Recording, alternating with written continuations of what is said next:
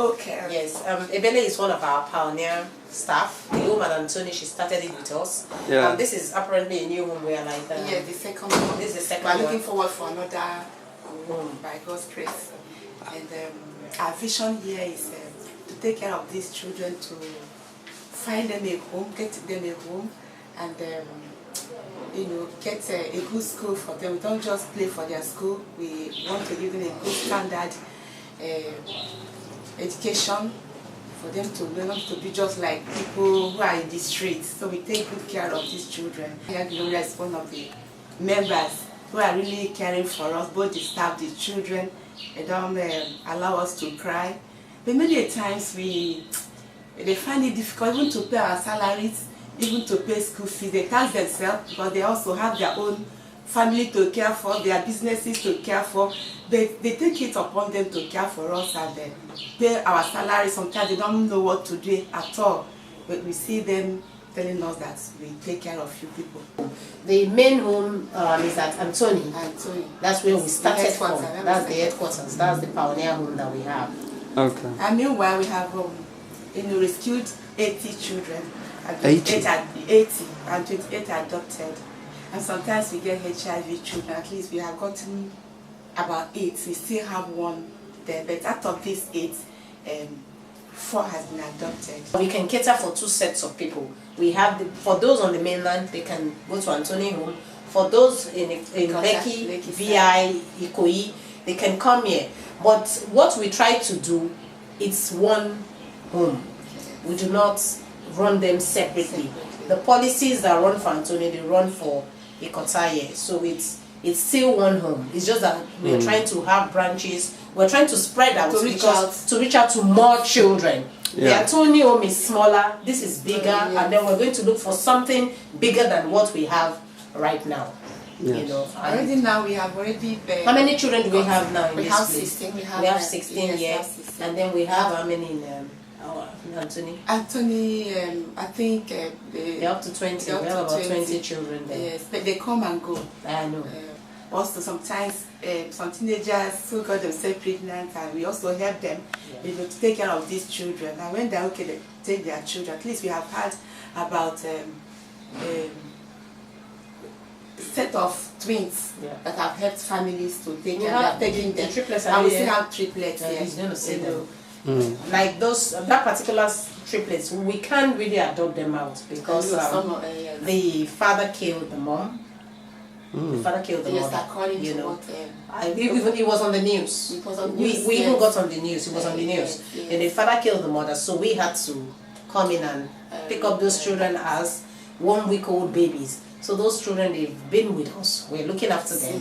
We're also trying to work with the mother of the man to see how we could also adopt the children, but we're trying to work it out in a way that they must give their consent. Yes. And we also try to also do fostering. That's another thing we try to do. Apart from adoption, we look for foster parents for these children. And we try to ensure that they follow the due process for adoption. These children go to good Christian families that we have to trace. They go through a process where we interview them.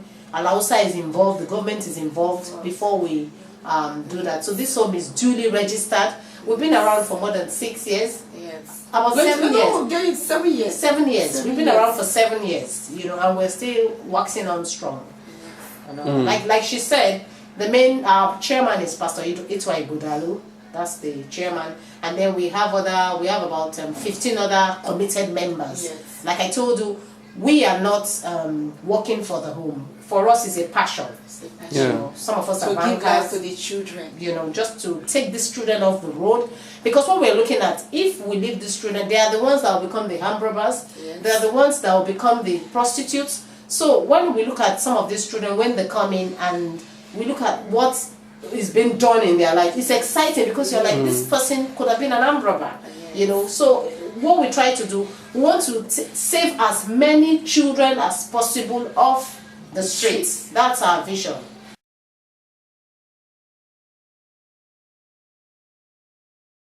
It's a passion. It's from the inside, you know, because we looked at the fact that there was the major home in Nigeria, orphanage home in Nigeria is what's this woman's song?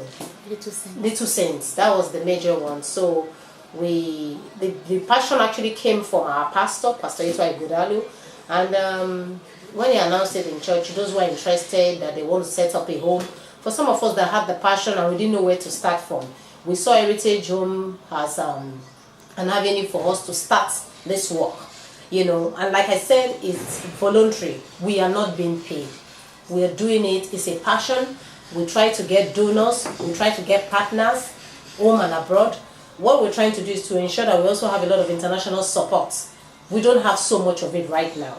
But I believe that if we have a lot of that support, it would help go a long way for us to push the children. And like I said, some of our children, we have adopted them also to homes outside the country.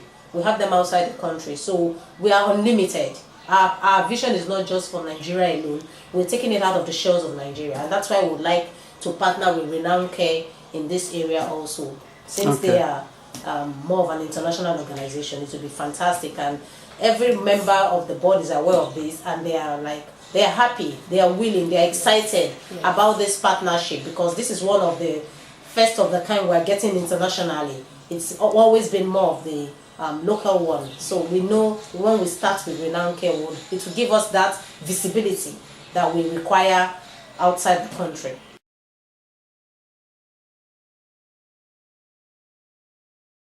We employ people to do the job.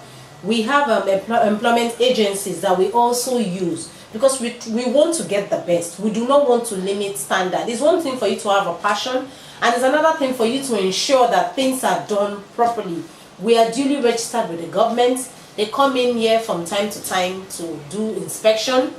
When we have issues that borders on legal rights, we go through courts. We have our lawyers, we have our consultants, we have our nannies that are well trained, and we have our supervisors also, and then we have home administrators that we call general managers. So we try to meet up with industry standard. That is, we try to make sure we pay them well, so that they are okay. We look after them. Every year, every December, we will have like a children's party for everybody. During the party, we give awards to the best staff. We give gifts. We help. When there's a need for us to help them, we help them.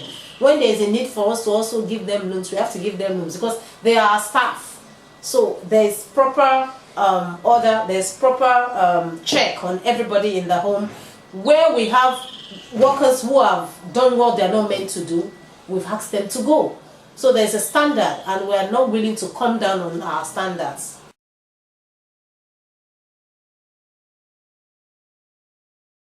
We all use our personal connections, and we also use flyers. We have corporate bodies. We have MTN, we have UPS, we have a couple of them. We talk to BA from time to time, so we get donations from organizations like that. And from time to time, we also try to organize seminars. There was a time we organized a seminar which we used in raising funds. And we also partner with people. We have people who say, okay, every month I want to give you this amount. We also try to keep it, like those who bring in donations, our home administrators, we call them on phone. We must give you a thank you letter, or we send you a mail, and then we keep following up. It's a constant thing.